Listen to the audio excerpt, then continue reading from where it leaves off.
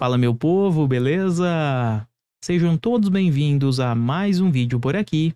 E hoje, neste reta final para o concurso do INSS, concentraremos a nossa atenção no direito constitucional.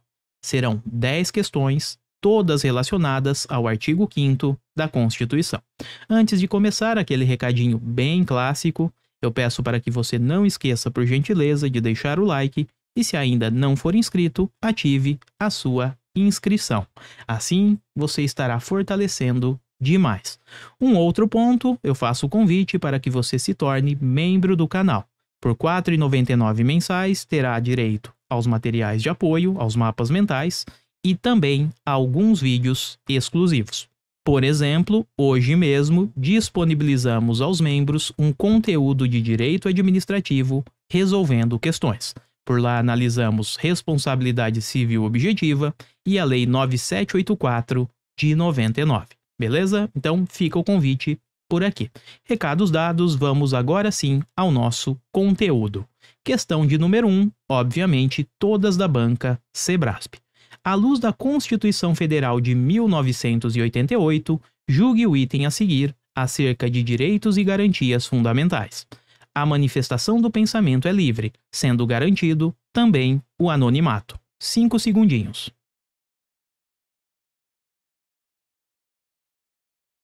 E o gabarito por aqui é o erro. Essa ideia está lá no artigo 5º, inciso 4º, que diz o seguinte: é livre a manifestação do pensamento. Então, até aqui, a questão está perfeita. De fato, a manifestação do pensamento é livre, sendo, olha aqui, sendo vedado o anonimato.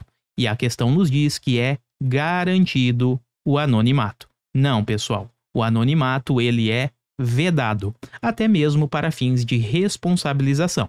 Precisaremos saber quem foi o autor da ofensa para então responsabilizá-lo. Portanto, anonimato não cabe, ok? Com isso, o gabarito é o erro do item e podemos avançar para a questão de número 2, que nos diz o seguinte: a respeito da Constituição Federal de 1988 e das suas disposições relativas aos direitos e às garantias fundamentais, julgue o item a seguir. Por força do princípio da dignidade da pessoa humana, a pena de morte não é admitida em nenhuma hipótese pela Constituição. 5 segundos. E o gabarito por aqui é o erro. Bom, está falando de pena de morte e diz que ela não é admitida em nenhuma hipótese. Nada disso, galera. Lá no inciso, artigo 5º, inciso 47, temos o seguinte: não haverá penas de morte, porém existe uma exceção, salvo em caso de guerra declarada.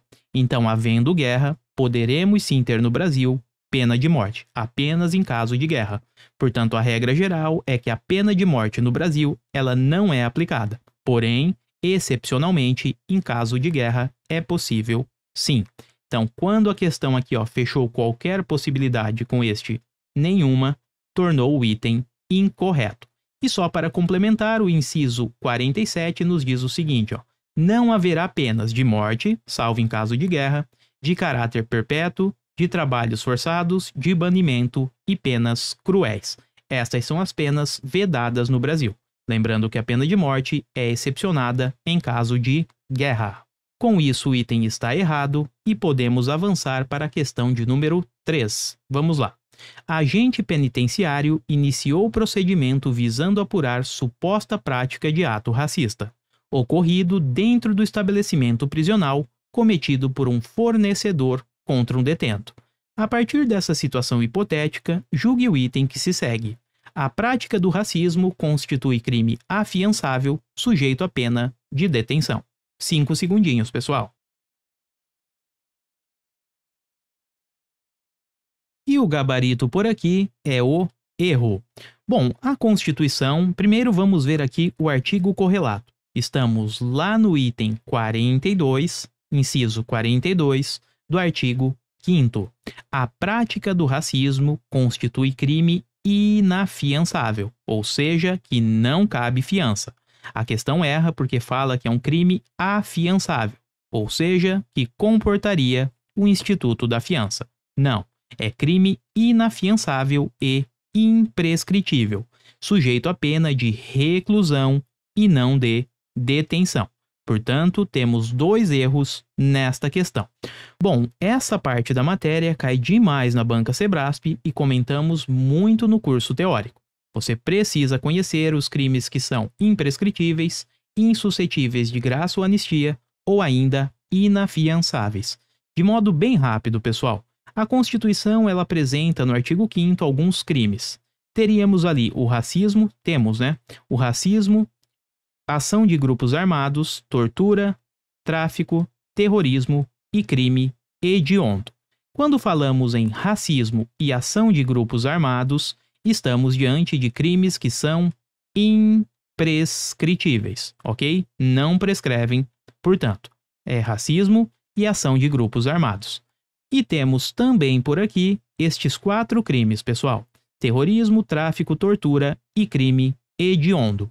Estes 4, eles são insuscetíveis, ou seja, não aceitam o instituto da graça ou da anistia. Portanto, não cabe perdão por aqui, sem a anistia e também sem graça, tá? Portanto, para sua prova, são crimes imprescritíveis, racismo e ação de grupos armados. São crimes que não comportam anistia e nem o instituto da graça, o terrorismo, tortura, tráfico e também crime hediondo. E para fechar, temos o seguinte: todos estes crimes aqui, todos, eles são inafiançáveis. Não aceitam o instituto da fiança, certo? Então são crimes inafiançáveis: racismo, ação de grupos armados, terrorismo, tortura, tráfico e crime hediondo. São crimes imprescritíveis: racismo e ação de grupos armados. São crimes que não comportam anistia e nem a graça: tortura, tráfico, terrorismo e crime hediondo. Bom, então é isso, fizemos uma rápida revisão e o item 13 está errado porque disse que é um crime afiançável, o racismo, e ele é inafiançável, e falou também que a pena é de detenção, quando na realidade é de reclusão. Avançando, questão de número 4 agora. Com base na Constituição Federal de 1988, julgue o item a seguir. Em qualquer hipótese, ainda que haja determinação judicial, o consentimento do morador é necessário para que se entre durante o dia na residência. 5 segundos. E o gabarito por aqui é o erro. Bom, esta previsão está no inciso 11 do artigo 5º, que nos diz o seguinte: a casa é o asilo inviolável do indivíduo, ninguém nela podendo penetrar sem o consentimento do morador. Temos aqui a regra geral, que é a inviolabilidade do domicílio. Porém, existem exceções, salvo em caso de flagrante delito, exceção de número 1, ou desastre, exceção de número 2, ou para prestar socorro, exceção de número 3, ou durante o dia, por determinação judicial, exceção de número 4. Perceba, durante o dia só cabe em caso de determinação judicial. Portanto, determinações judiciais não podem ser cumpridas durante a noite. Então, conhecendo as exceções, e só destacando aqui, são exceções justamente porque não dependem, nestes casos, não precisaremos do consentimento do morador. Portanto, é sem o consentimento do morador, tá? Nestas 4 situações, não precisaremos de sua autorização. E o erro é justamente esse, que diz que em qualquer hipótese, ainda que haja determinação judicial, o consentimento do morador é necessário. Nada disso. Quando estamos diante das situações excepcionais, pouco importa se o morador está autorizando ou não. Não dependeremos do seu consentimento, beleza? Portanto, por aqui, item errado. Avançando, questão de número 5. Com base na Constituição Federal de 1988, julgue o item a seguir. Depende de autorização do poder público o direito à reunião, ainda que pacífica, sem armas e em local aberto ao público. 5 segundos. E o gabarito por aqui é o erro. Estamos tratando do direito de reunião. Encontramos essa previsão no artigo 5º da Constituição, no inciso 16, que nos diz o seguinte: todos podem reunir-se pacificamente, sem armas, em locais abertos ao público, independentemente de autorização. Aqui já matou a questão, né? Porque o enunciado disse que depende. Não, pessoal. Independe de qualquer autorização do poder estatal, desde que não frustrem outra reunião anteriormente convocada para o mesmo local, sendo exigido apenas prévio aviso à autoridade competente. Em relação a esse prévio aviso, embora continue no texto constitucional, o STF entendeu que não há mais a necessidade de um prévio aviso formal. Por exemplo, um protocolo feito às autoridades públicas, uma autorização da Polícia Militar, bombeiros, enfim, isso não precisamos mais. Portanto, hoje, para o STF, este prévio aviso seria perfeitamente satisfeito com qualquer anúncio, uma publicação, por exemplo, nas redes sociais, tá?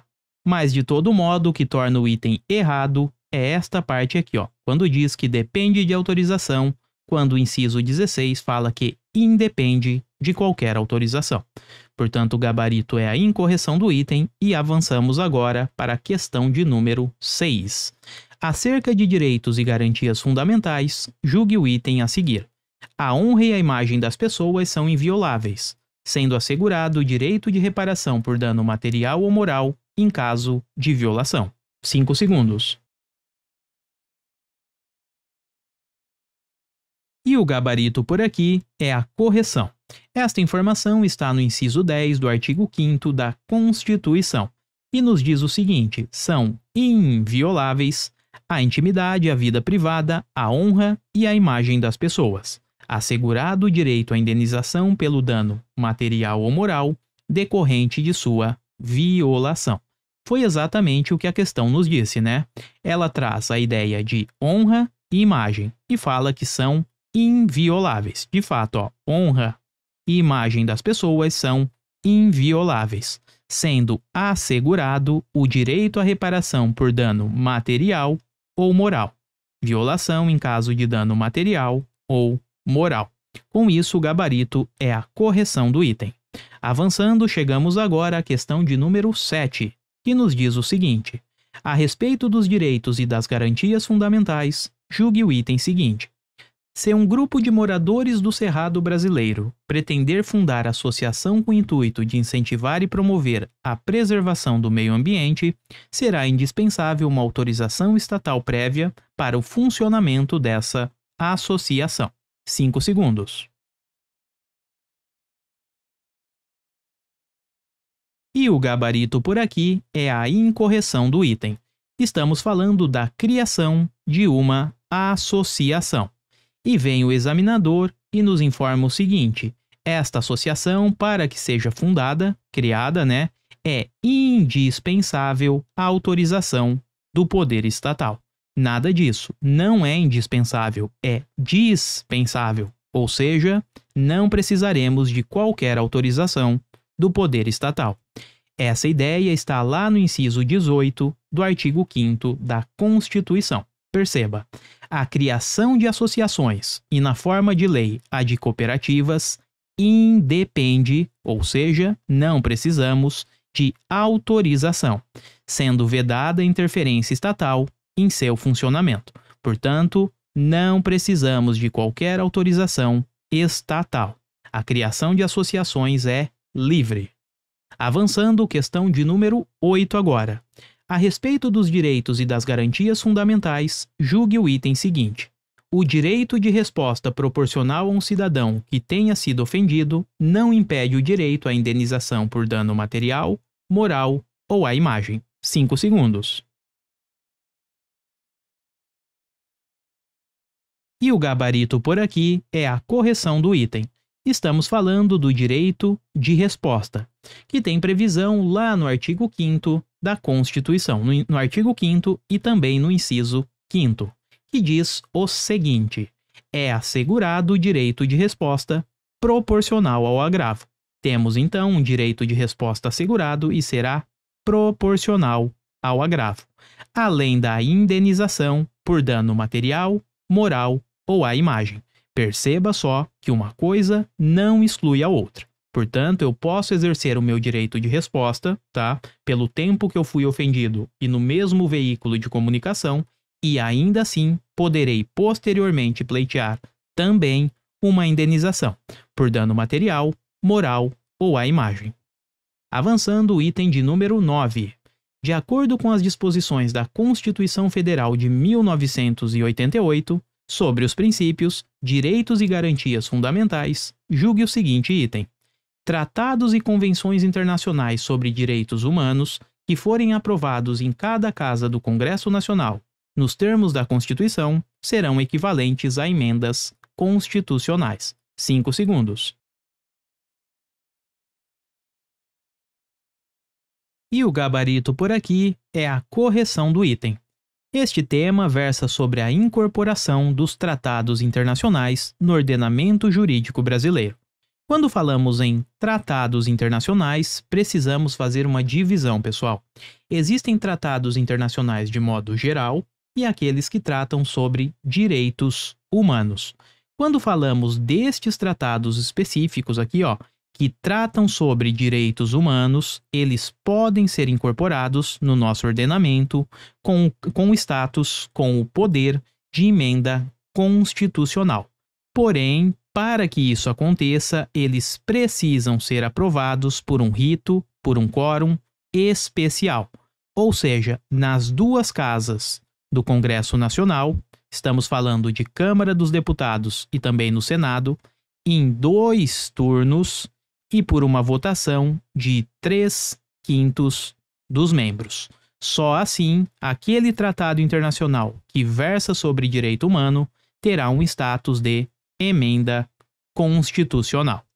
E foi justamente o que a questão nos disse, né? Perceba, tratados internacionais sobre direitos humanos que forem aprovados em cada casa do Congresso Nacional, ou seja, na Câmara e também no Senado, nos termos da CF, serão equivalentes a emendas constitucionais. Perfeito, pessoal.